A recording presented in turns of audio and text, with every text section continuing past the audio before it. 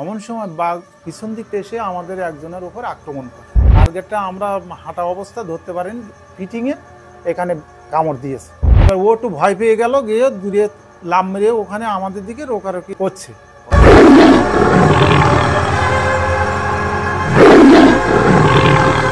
আমরা পিছন দিকে তখন রক্তে দেখতে পারিনি, পিছন দিকে দেখলাম এই বড় বড় ফোকর আছে, দাঁতের দাগ। এখন ওই গামছা দিয়ে পিঠ ব্যাট দিয়ে আর বগল ব্যাট দিয়ে রক্তটা যেন বেশি না সরে, তার জন্য ও পিঠটাকে বাঁধল।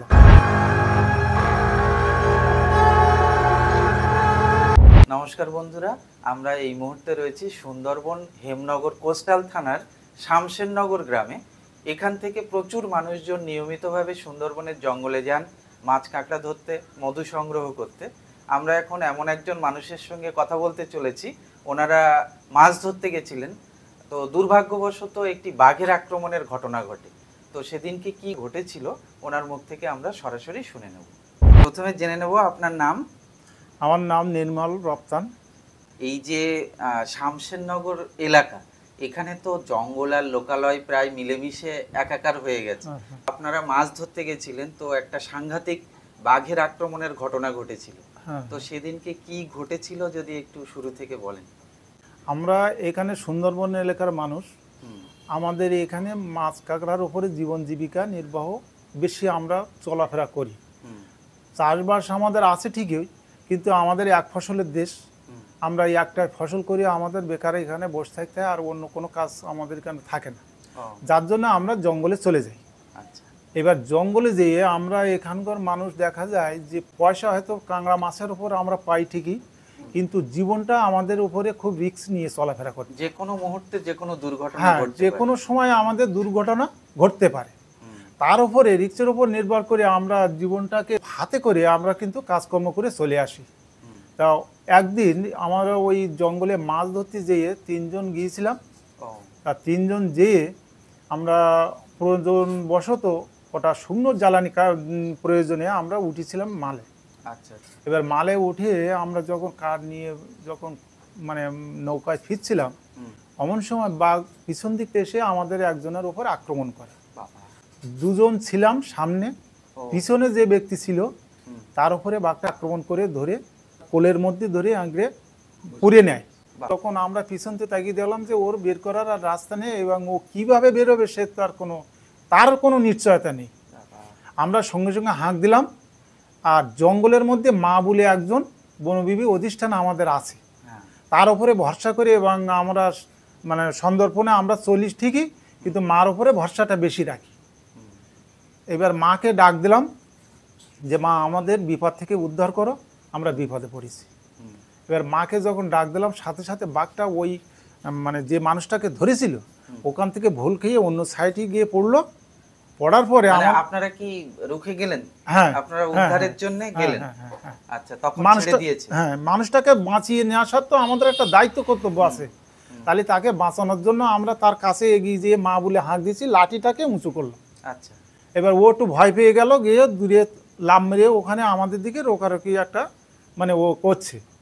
তখন ওর ওপরে বাড়ো বাড়ি করে মানুষটাকে আমরা কাঁধে ভর করে নিয়ে নৌকায় ফেললাম, কিন্তু মানুষটাকে ধরেছিল। টার্গেটটা আমরা হাঁটা অবস্থা ধরতে পারিনি, ফিটিংয়ে এখানে কামড় দিয়েছে। ও আচ্ছা আচ্ছা, টার্গেটটা মিস করেছে। হ্যাঁ, টার্গেটটা মিস করেছে। ও ধরতে চেয়েছিল ঘাড়ে, আর সেখানে না ধরতে পেরে এই কাঁধের দিকে এগিয়ে ওখানে ধরেছে। কিন্তু ওর দাঁতগুলো তো এরকম মূলর বড় বড় মূলর মতন দাঁত।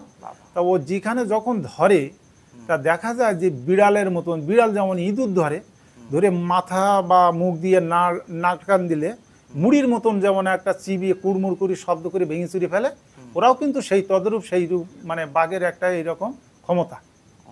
তো মানুষটাকে ধরলে আমরা মানে ঘাট ধরলে আমরা বাঁচাতে পারতাম না। এবার যখন ওদের আক্রমণ করলাম, সাথে সাথে ছেড়ে দিয়ে তফাতে গেল। তফাতে গিয়ে তখন ওকে বললাম যে তুই এখন মোটামুটি ভালো আছিস, ওকে ভরসা দিলাম, তোর কিছুই হয়নি। তখন কথা বলতে পারছেন উনি? আমরা পিছন দিকে তখন রক্তে দেখতে পারিনি, পিছন দিকে দেখলাম এই বড় বড় ফোকর আছে, দাঁতের দাগ। এখন ওই দাঁতের রক্ত যখন নৌকায় আসি তখন রক্ত একটা ধরা শুরু করেছে। তখন কিভাবে ওকে কি করা যায়, তখন বাড়ি আর জঙ্গল থেকে অনেক তফাৎ আছে। কতটা দূরত্বে তবু? তা ধরুন আপাতত কিলো তিনিক 3 কিলোমিটারের মতো? হ্যাঁ 3 কিলোমিটার মধ্যে আমরা বেরিয়ে গেছি।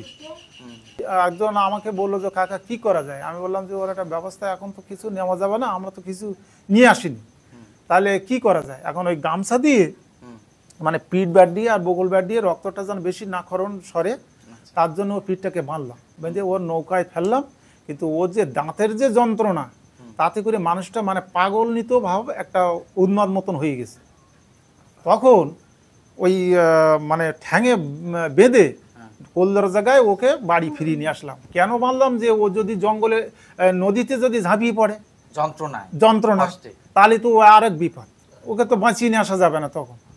এখন এই অবস্থায় নিয়ে ওর বাড়ি নিয়ে এসে তারপর ডাক্তার ট্রিটমেন্ট সব জায়গায় আমরা একটা মানে টিটিনাস নিয়ে ডাক্তারের হসপিটাল খুলনা মানে হসপিটালে ওখানে ভর্তি করলাম, করে ও হসপিটালে ভর্তি করে মোটামুটি ও সেখান থেকে সুস্থ বেঁচে আছে। যখন আপনারা মানে কেড়ে নিচ্ছেন, হ্যাঁ। তখন ওই বাঘ কি আবার হ্যাঁ লাফালাফি আমাদের দিকে ছোটাছুটি করছে? হ্যাঁ আমাদের দিকে এইভাবে, আমাদের দিকে বাঘটাকে তো এইভাবে আবার যাইছে, ও আক্রমণ করছে, বাবা! কিন্তু আমরা সাথে সাথে লাঠি এবং মানে ওর সঙ্গে যুদ্ধ করতে হচ্ছে আমাদের। ওর সঙ্গে যুদ্ধ করে মানুষটাকে আমাদের কিন্তু বাঁচিয়ে নিয়ে আসতে মানে হয়েছে। দুজনের পক্ষে এটা তো খুব কঠিন কাজ। কঠিন। এটা আমরা শুনেছি আগে আমাদের বাপ ঠাকুর দাদা বা এর আগে পুরনো যারা জঙ্গল করেছে তাদের কাছে আমরা জেনেছি যে ওটা নাকি বাঘের একবার দাঁতের যদি রক্ত লেগে যায় তাহলে কিন্তু সেই ব্যক্তিকে বা সেই জীবকে মানে সেখান থেকে নিয়ে আসা খুব অসম্ভব হয়ে যায়, মানে ও কিছুতেই ছাড়তে চায় না শিকারকে। হ্যাঁ, এবং ও তাই যে রক্তের একটা আস্বাদন পায় না, সেই আস্বাদনটাকে ও ভুলে যেতে চায় না, ও নেওয়ার জন্য সবসময়ের জন্য ওর ওপরে আক্রমণ করে। ও, এটা আমরা আগে শুনেছি বা দেখেছি, কিন্তু সেই ক্ষেত্রস্থলে একবার আমি কিন্তু পড়েছি, ও, এটা আমার প্রমাণ ওনার নাম প্রত্যক্ষ। কি ছিল যার উপরে আক্রমণ হয়েছিল? ওর নাম ছিল বিভাস মণ্ডল। ও, এখন মোটামুটি সুস্থ আছে? হ্যাঁ এখন সুস্থ, এখন সব দিক দিয়ে কাজকর্ম বা এখন চলাফেরা করছে, তার কোনো দিক দিয়ে কোনো অসুবিধা নেই। চিকিৎসা কি? ওই যে খুলনা আমাদের সন্দেশখালী এই খুলনা ও হসপিটাল। আচ্ছা আচ্ছা, সন্দেশখালী খুলনা। হ্যাঁ হ্যাঁ হ্যাঁ তা তো অনেকদিন চিকিৎসা হ্যাঁ হয়েছে, তাও হয়েছে একটানা। প্রায় ধরুন আপনার 2 মাস, প্রায় 2 মাসের পরে তারপর শুকনো হয়ে গেছে। ও, তারপরে ওই ঘটনার পরে উনি আর কি জঙ্গলে যান? হ্যাঁ এখনো সে জঙ্গলে যায়, এখনো যায় জঙ্গলে মাছ আচ্ছা। কাঁকড়া এখনো ধরে। আপনাদের সঙ্গে যান না? না অন্যর সঙ্গে দলে? যাচ্ছে।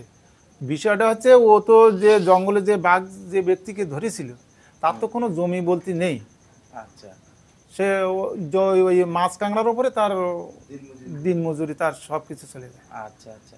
এইটা আর এখানে জমি জায়গার কাজ ছাড়াও তো অন্য কোনো বিকল্প না, না, না। কাজ নেই। ধরুন আবার সেই কাজকর্ম করতে গেলে আমাদের বাইরে চলে যেতে হয়। পরিযায়ী শ্রমিক হিসাবে বাইরের দিকে যেতে যেতে হবে। হয়। তবু করা যাবে না। বয়স কম তো, তবু ভারী নিষেধ থাকলেও তবু মোটামুটি এখন সুস্থ হওয়ার পরে মোটামুটি স্বাভাবিক আবার কাজকর্ম করছে, তার কোনো অন্য বিষয়ে খুব একটা ক্ষত হয়নি। আচ্ছা আচ্ছা। তো ওই জঙ্গলে যেটা মাছ ধরার বিষয়টা বলছিলেন, ওটা কি জালে আপনারা মাছ ধরতেন? আমরা আমাদের বেঞ্চি জাল আছে, যেমন চরপাটা আছে, যেমন আছে আপনার ফাঁট জাল আছে, আচ্ছা মানে 8 আঙুল 7 আঙুল 6 আঙুল, এই জালটাকে আমরা কুল থেকে বেঁধে আমরা বাইরে গ্রাফি দিয়ে ওখানে পেতে রেখে আসি। আচ্ছা, কতটা লম্বা জাল? তা ধরুন আপনার 75 হাত, 100 হাত, 50 হাত হুম। জালের একটা দৈর্ঘ্য, ও, একটা দৈর্ঘ্য ওগুলো এরকম। কি খালের মুখে পেতে দেন না, না এমনি নদী বরাবর? এই নদী বরাবর আমরা পাততে পাততে চলে যাই। আচ্ছা আচ্ছা। হ্যাঁ, তারপরে ধরুন আমরা পেতে রেখে আসি, এবার ভোর সকালে আমরা যাই চেক দিতে, মানে মাছ বেঁধেছে সেটা দেখার জন্য। ও মানে জোয়ার ভাটার একটা ব্যাপার আছে, আচ্ছা, জাল পাতার কতক্ষণ পরে চেক করেন? তা আপনার ওটা জোয়ার তো ধরুন 6 ঘন্টা, ভাটা 6 ঘন্টা, ধরুন এই 12 ঘন্টা নাকি, 12 ঘন্টার মধ্যে আমরা 6 ঘন্টা পেতে আসি। আচ্ছা তার আগে এবার 6 ঘন্টা গেল জোয়ার আর 6 ঘন্টা গেল ভাটা, তাহলে 12 ঘন্টার পরে জোয়ার জালটাকে আমরা চেক করি ও লাস্ট ভাটায়। আচ্ছা আচ্ছা আচ্ছা। এবার ভাটায় দেখা গেল যে ওই জালের মধ্যে অনেক সময় আমাদের বড় মাছ 2.5-3 কিলো, বড় ফাঁসের জাল? বড় ফাঁসের যেগুলো 2.5-3 কিলো 4 কিলো, অনেক সময় 10 কিলো হয়ে যায় ও মাছ বেঁধে আছে। আচ্ছা। আবার অনেক সময় বাঁধে না, জোয়ারের ব্যাপার তো, জলের ব্যাপার তো, ও, এটা আমাদের নিশ্চয়তা দেওয়া যাবে না। কি কি মাছ পড়ে জালে? ধরুন ভোলা মাছ আছে, ভেটকি আছে, জাবা আছে, ভাঙাল আছে, তারপরে ছেলে মাছ আছে, ও, এরকম বিভিন্ন প্রজাতির মাছ। ওই মাছগুলো নৌকোতে রাখেন কোথায়? বরফ নিয়ে যান? বরফ আমরা অনেক সময় নিয়ে যাই, আবার অনেক সময় বরফ যদি দৈনন্দিন যদি যাওয়া আসা করি তাহলে আমরা বরফ নিয়ে যাই না। ওগুলো জাল চেক দিয়ে মাছটা নৌকোয় রেখে আমরা বেশ বাড়ি আসি, এসে সঙ্গে সঙ্গে আমরা হয় বরফ করি বাড়িতে, আচ্ছা আচ্ছা। আর নতুবা আমরা সেটে চলে যাই। ও হ্যাঁ, মানে বিক্রি বিক্রির একটা, জন্য। হ্যাঁ বিক্রির জন্য আচ্ছা। সেটা নিয়ে ওখানে বিক্রি করে আমরা চলে আসি। ও তাতে করে আমাদের পয়সার ওখানে কেজির উপরে দেখা যায় অনেক সময় মাছের উপর নির্ভর করে, 500 টাকা আছে, 1000 টাকা আছে, 250 200 টাকা আছে আচ্ছা আচ্ছা। হ্যাঁ। মাছ অনুসারে সেরকম দাম। দাম। আর খাল পাটা বা চর পাটা যে জালগুলো, হ্যাঁ, ওটা ওটা- কিভাবে পাতা হয় যদি একটু বলেন। ওটা আপনার 2 কানা 2 মাথা চলে যাবে, খালের দুই পারে ওখানে।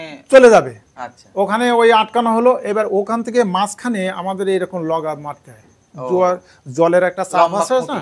হ্যাঁ খুঁটি মারিয়ে ওর সঙ্গে বড় মানে কাশি দিয়ে ওটাকে ওই পাড়ের থেকে ওই যে মাথা চলে গেল ওখান থেকে এই মাথা ওখানে বাঁধা হয়। আচ্ছা আচ্ছা, বাঁধার পরে তলায় কিন্তু ওখানে কুটো মারা হয়, এক ধরনের লম্বা লম্বা কাঠ আছে। আচ্ছা ওই- আচ্ছা। হ্যাঁ, মানে নিচে যাতে জালটা না উঠে যায় উঠে বা যায়। ওখান থেকে মাছ না বেরিয়ে যায়, আচ্ছা। তার জন্য ওখানে মারিয়ে দেওয়া হয় ওই মাটিতে। হুম, আর ওপর তো বাঁধা থাকলো, ওই যে বড় বড় খুঁটি মারা আছে, হুম, এবার ভাটা নামলে ওই মাছ কিন্তু ওই চলে আসে। আচ্ছা আচ্ছা। চলে আসার পরে যেই জলটা পড়ে যায় তখনই কিন্তু মাছটা আমরা ধরে নিই। ভাটার সময় ওখানে মাছটা ধরে হ্যাঁ, নেন মাছটা পুরো। ধরে নিই। খাল পুরো শুকিয়ে যায়। শুকিয়ে যায়। আমরা ভিডিওটি এখানে শেষ করছি। ভিডিওটিতে অবশ্যই লাইক কমেন্ট করবেন এবং চ্যানেলটি সাবস্ক্রাইব করে পাশে থাকবেন। আবার দেখা হবে নতুন কোনো ভিডিও নিয়ে। সবাই ভালো থাকবেন, সুস্থ থাকবেন।